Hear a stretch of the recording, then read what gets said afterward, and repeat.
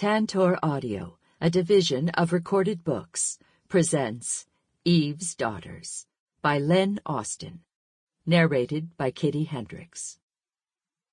For I, the Lord your God, am a jealous God, punishing the children for the sin of the fathers, to the third and fourth generation of those who hate me, but showing love to 1,000 generations of those who love me and keep my commandments.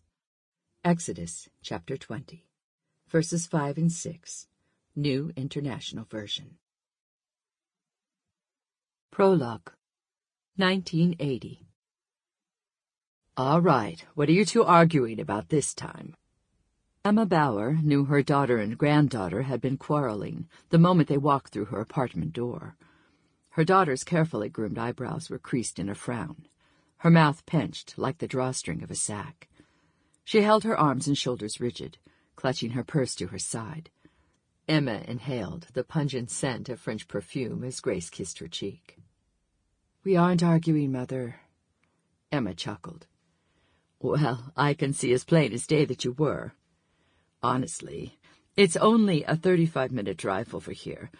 Can't you two last longer than that without squabbling?" "Suzanne and I came to help you move, not to air our dirty laundry."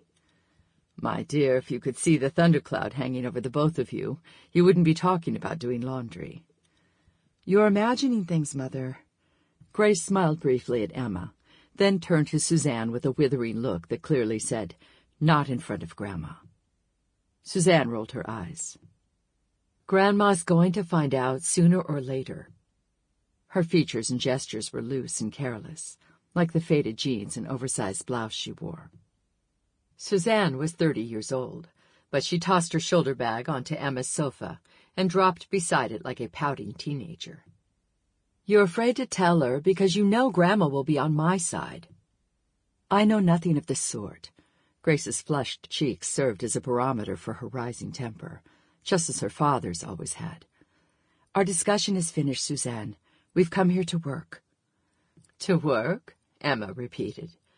She examined her daughter with mild amusement. Grace wore pale blue linen slacks and a matching cashmere sweater with her trademark string of pearls fastened around her neck. At 55, she was still slim and fashionable, her reddish gold hair and lacquered nails fresh from the salon. "Well, Gracie, I'm glad to see you wore your old work clothes today." "Those are Mom's rags," Suzanne said scornfully. "The pearls are fake." Emma laughed, but when Grace's prim expression didn't change, she gave a shrug of resignation.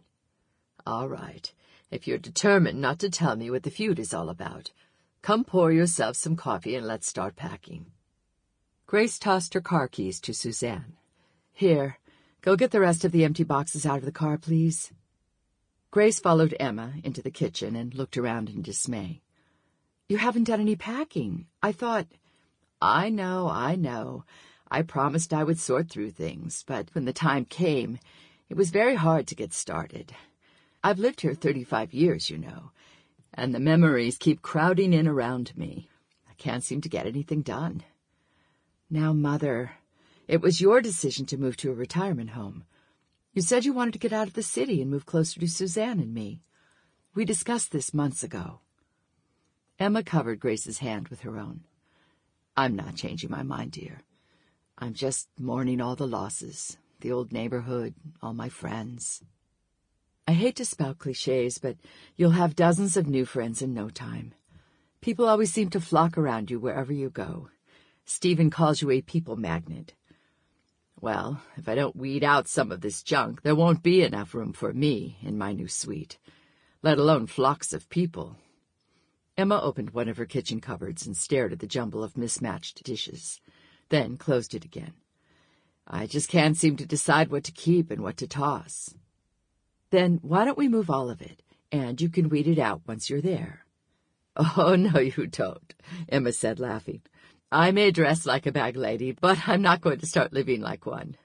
I couldn't fit all this junk in Birch Grove if I used a trash compactor." Emma heard the familiar jingle of chimes on her front door, then the hollow, empty sound of cardboard boxes dropping to the floor. "We're in here," she called. Suzanne wandered into the kitchen and sank into a chair as if she had already done a day's work.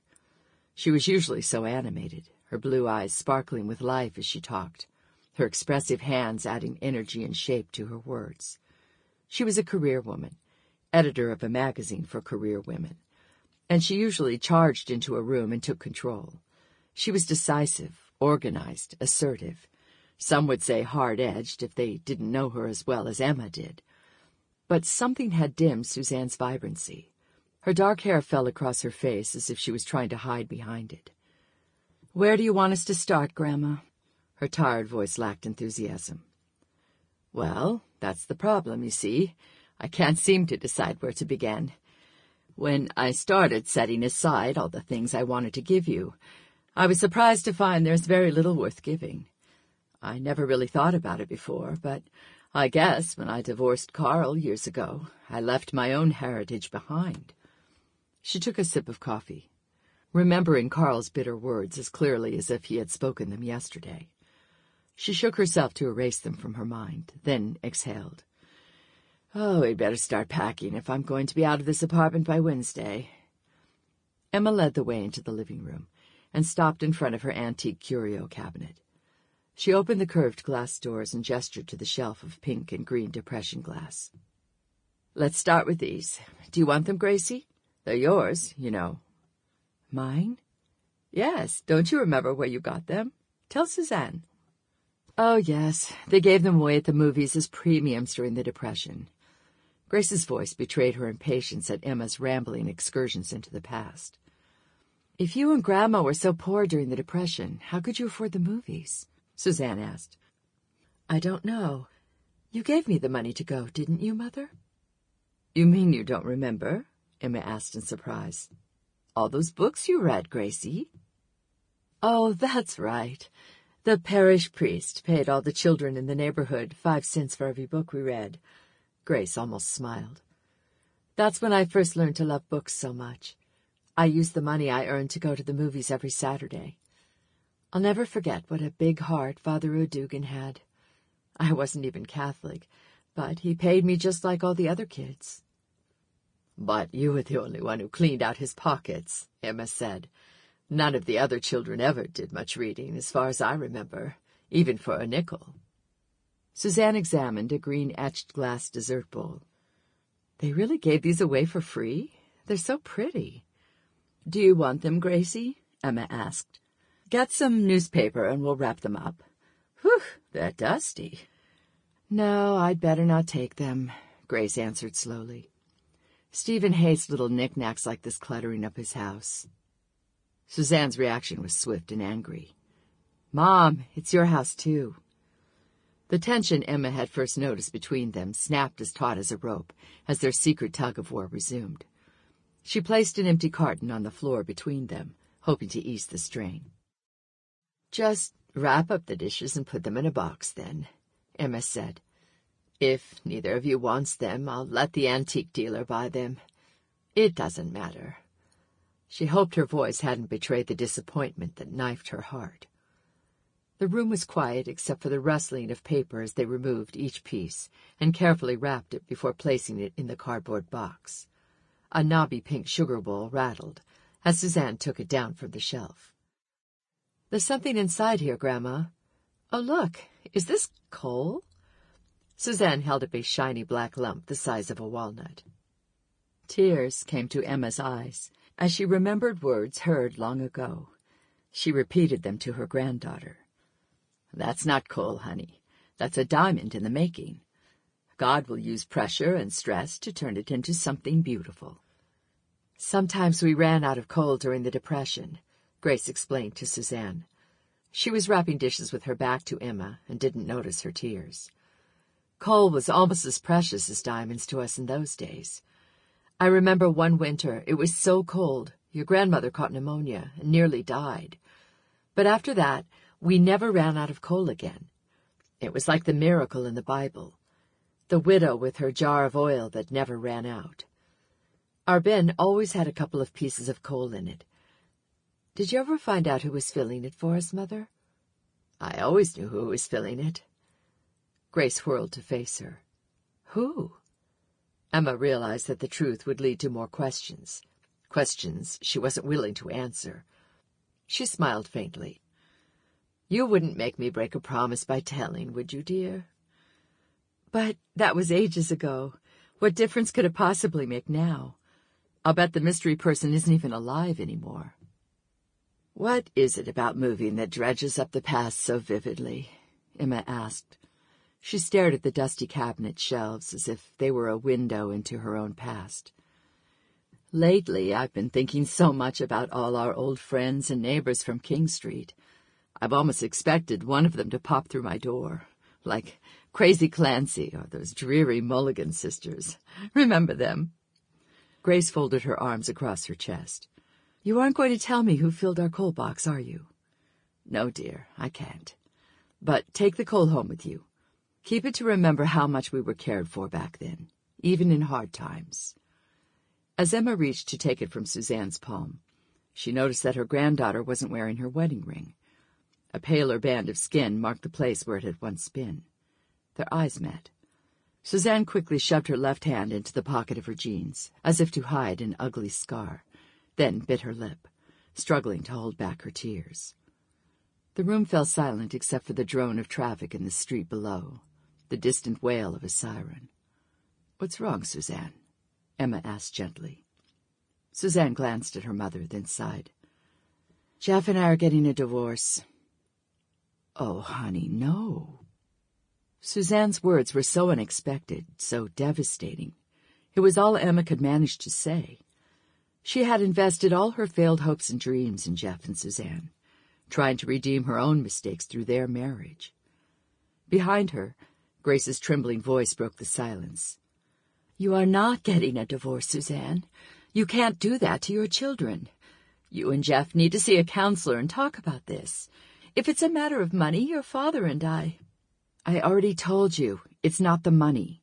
And we have talked about it, endlessly. I'm sick of talking about it."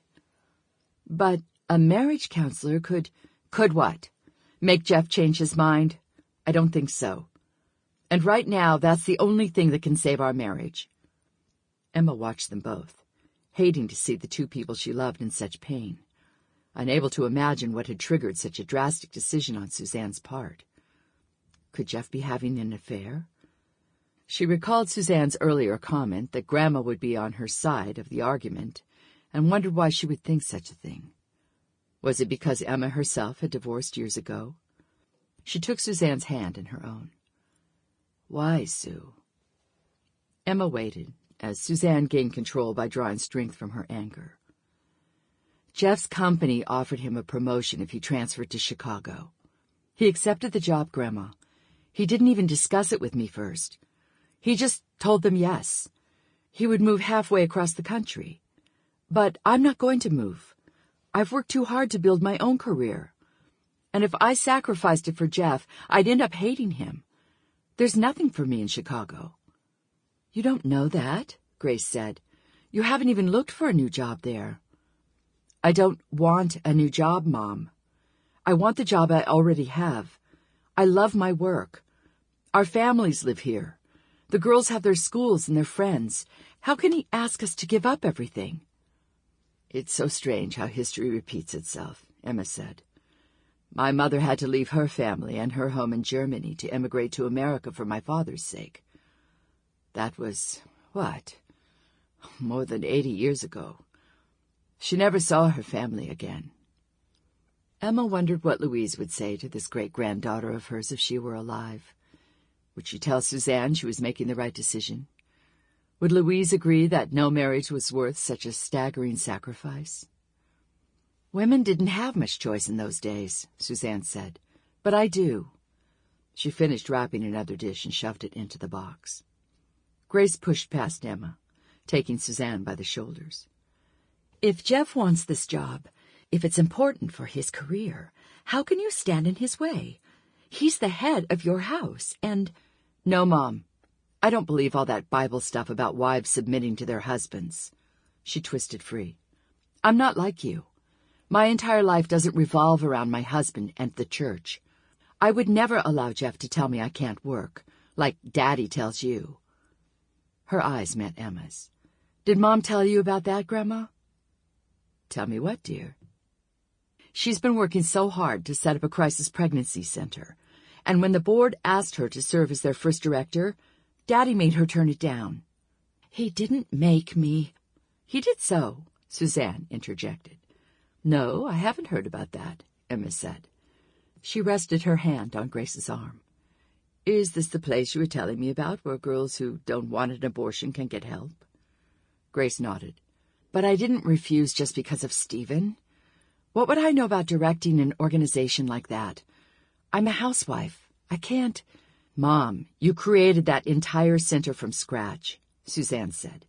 "You assembled a board of trustees, raised funds, renovated the vacant building, planned the advertising campaign, all as an unpaid volunteer. You're a registered nurse, a doctor's wife. You'd be perfect for the job, and the board knows it. That's why they asked you. But you turned it down because Daddy doesn't want you to work. That's insane." "We're not talking about me," Grace said with carefully controlled anger. "We're talking about you and Jeff."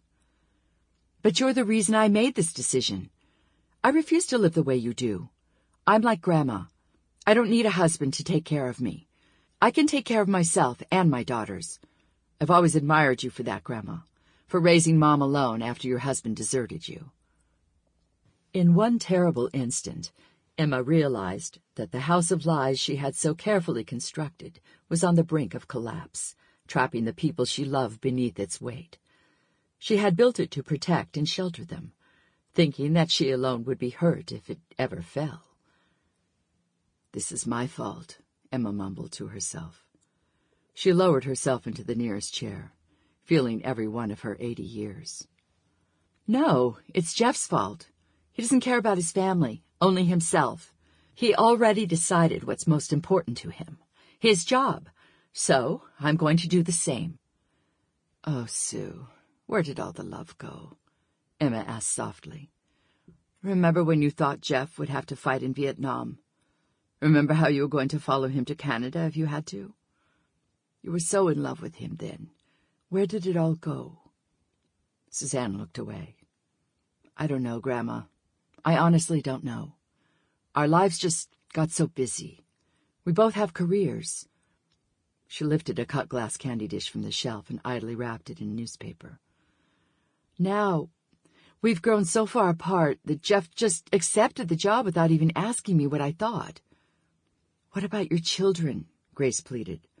"Aren't they as important to you as your careers? They're so young.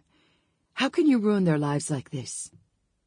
Suzanne heaved a tired sigh as she placed the last bundle in the box and folded the flaps. "Mom, times have changed since Grandma got divorced. Half the kids in Melissa's kindergarten class come from single-parent homes." "But your girls need their father. You have no idea what it feels like to be abandoned by your father." Grace shuddered, as if her entire body felt the impact of her words. "If you did, you would never do this to Amy and Melissa." "I'm not the one who is. No, you listen to me. I shoved my needs and my career aside to please your father so that you would never have to live through what I did. My father left his family, and all my life I've felt forsaken, unworthy of his love." "Oh, Gracie, no. You were precious to him. Your father loved you more than life itself." Living alone as she did, Emma often spoke her thoughts aloud. She didn't realize that she had done so this time until the room grew utterly still. Grace stared at her in astonishment, her mouth hanging slack. "What did you say?" she whispered. Emma felt the earth tremble beneath her, and saw her structure of lies teeter and sway. She could prop it up with more lies, but she was deluding herself if she thought it would shelter her loved ones from further pain. The anguish in Grace's words had revealed the depth of her wounds, and Emma knew firsthand the devastating loneliness Suzanne would face in the years ahead, even if society were more tolerant of divorce in 1980 than it had been in 1925. The falsehoods Emma had fit together so carefully had silently caved in, pinning Grace and Suzanne beneath the wreckage. Emma stood and reached for her daughter's hand, taking it in hers. Gracie, why did you work so hard to set up that clinic? Why are you so passionate about fighting abortion? Mother, I want you to explain what you said about my father. Answer my question first. You know why. Because my father didn't want me to be born. When he tried to force you to have an abortion, you had nowhere to go, no one to help you. Then why would you turn down the directorship of a place you've worked so hard to build, especially when it's for a cause you care about so deeply? Mother, please. Is it because you're afraid your husband will abandon you too, Gracie? She didn't answer. Instead, she covered her face and wept without making a sound. Grace had cried that way ever since she was a child, as if her sorrow wasn't worth disturbing anyone. Her silent weeping moved Emma to tears, as it always had. Suzanne wrapped her arms tightly around her mother. I'm sorry, Mom. I'm hurting so much right now, but I never meant to hurt you. Emma longed to pull out all the fallen joists and timbers, one by one, to untangle the thousands of lies, to free her loved ones from the rubble of their destroyed lives. But after more than 50 years, the truth might cause more confusion and suffering than it cured. They would have to discover a way out by themselves. Suzanne, I want you to listen to me, Emma said. It was my own fault that my marriage ended in failure and that Carl left me. Please don't say you admire me for that. You have an image of me as a strong, independent woman, someone you want to imitate. But that's false. I've brought a lot of this on both of you by making the wrong choices years ago.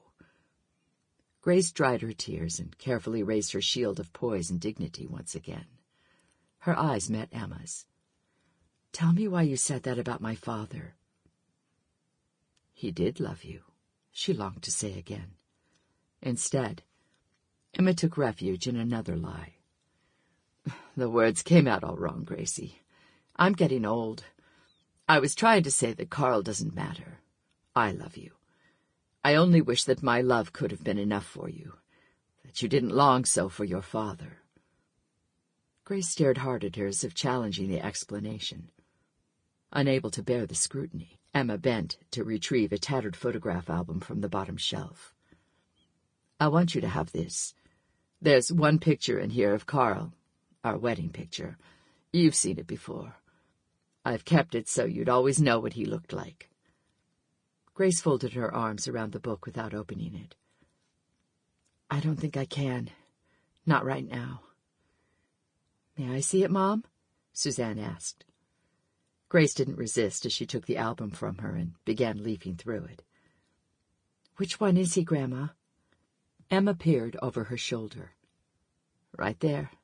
That's Carl and me. Did you love him, Grandma? When I married him? No. Our families were old friends. I married him to please my parents. That's the way things were done back then. Love was supposed to grow once you were married. This is my mama and papa right here.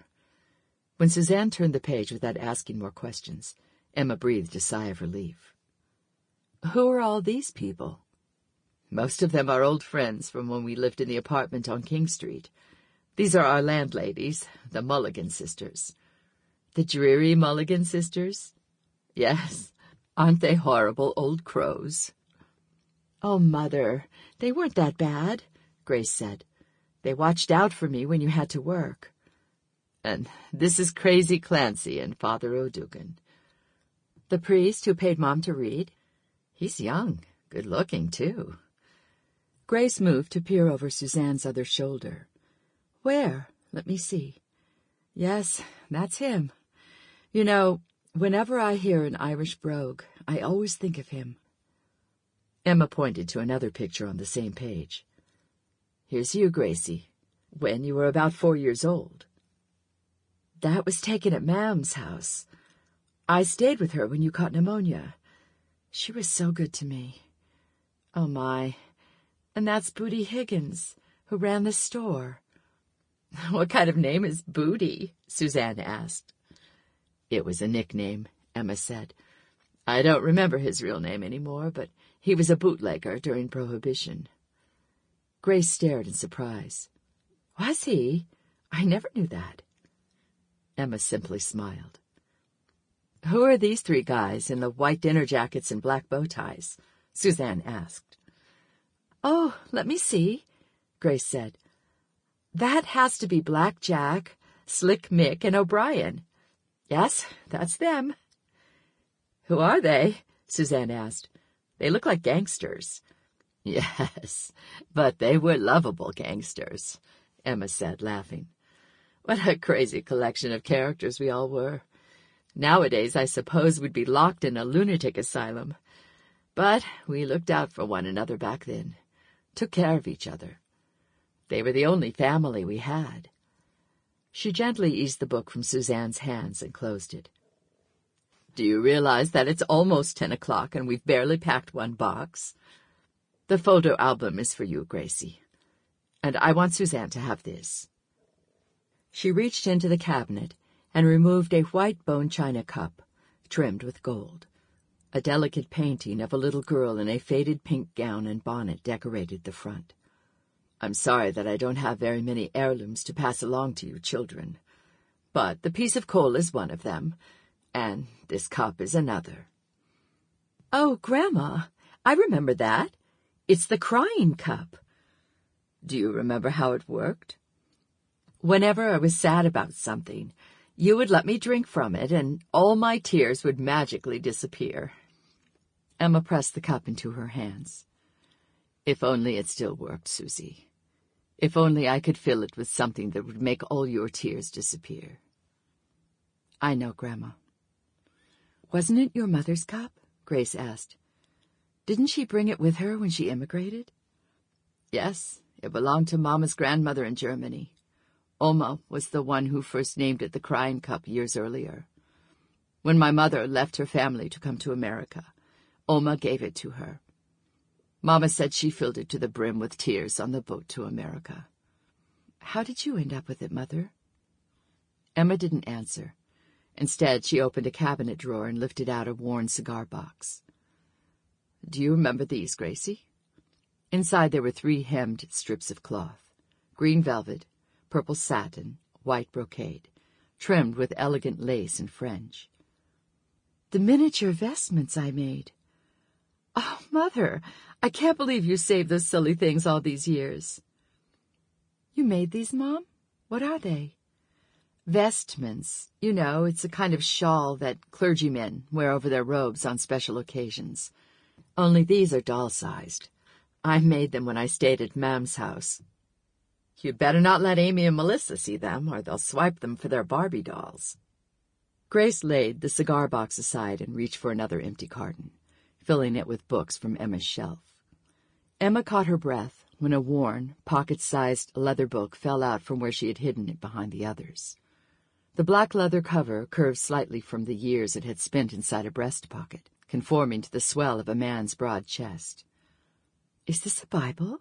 Grace asked, before Emma could stop her. Grace opened the cover and read the inscription on the front page. Presented to Father Thomas O'Dugan, June 5th, 1923. She gazed at Emma in astonishment. Mother, why on earth do you have Father O'Dugan's prayer book? I have no idea where it could have come from. Let me see it. I suppose I should give it back to his family or someone from his church. The book seemed to burn in her hands like the lies burning in her heart. The pages rustled like dry leaves as Emma fumbled through them, searching for the place marked with the faded purple ribbon. Have mercy upon me, O God, according to thy loving kindness. According unto the multitude of thy tender mercies, blot out my transgressions. Wash me thoroughly from mine iniquity, and cleanse me from my sin. For I acknowledge my transgressions, and my sin is ever before me. When the page blurred, Emma closed the book. The doors and drawers of her curio cabinet stood open, ready to be emptied, so that she could move on to the next stage of her life. Emma longed to do the same with her past, to empty it of all its secrets, so that Grace and Suzanne could move on with their lives. Sample complete. Ready to continue?